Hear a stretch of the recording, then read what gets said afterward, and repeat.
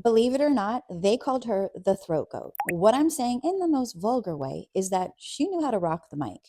Who am I talking about?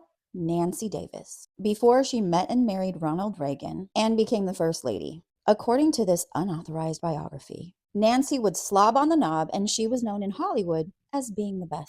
Could this be considered misogyny at its finest? Absolutely. But was Nancy Reagan well liked? Not by many. Washington insiders said she was cold, controlling. She told Ronnie what to do, and she was obsessed with astrology. She wasn't the most lovey dovey mother, but one thing's for sure, she was obsessed with her man. They were married for 52 years. But before this love match, allegedly, she was very popular on the MGM lot. Nancy was born on July 6, 1921, in New York City. Her mother was an actress and helped Nancy's career. In fact, they say her mother's friend, Spencer Tracy, kind of nudged her into films. She was signed to MGM Studios. She was okay. Early on, it was rumored she was dating Benny Thau. He was a casting director and the VP of MGM. Although she denied they were a couple, it was likely a casting couch situation. It was the 1940s and 50s, and Nancy was a young starlet dating, as she should. She was with Peter Lawford, Robert Stack, who I remember from Unsolved Mysteries. She even dated Clark Gable for a hot minute, who she said was one of the nicest men in Hollywood. One day in 1949, Nancy found out her name was on the Hollywood blacklist. So she contacted the president of the Screen Actors Guild, Ronald Reagan, to ask for some help.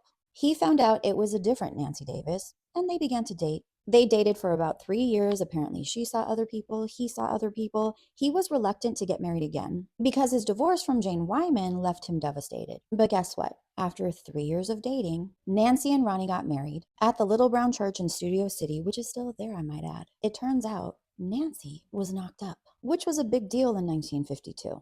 About 8 months later, their daughter Patty was born. 6 years later, their son Ron was born. Were they the parents of the year? Not really.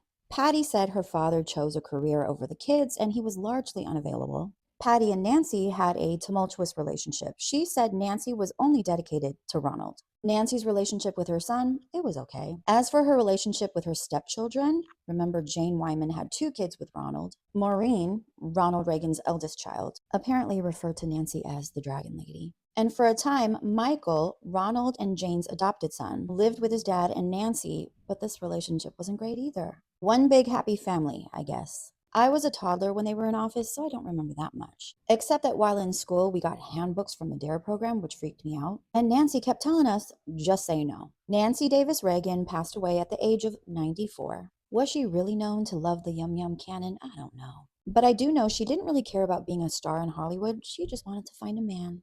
And I think we can all agree she found him.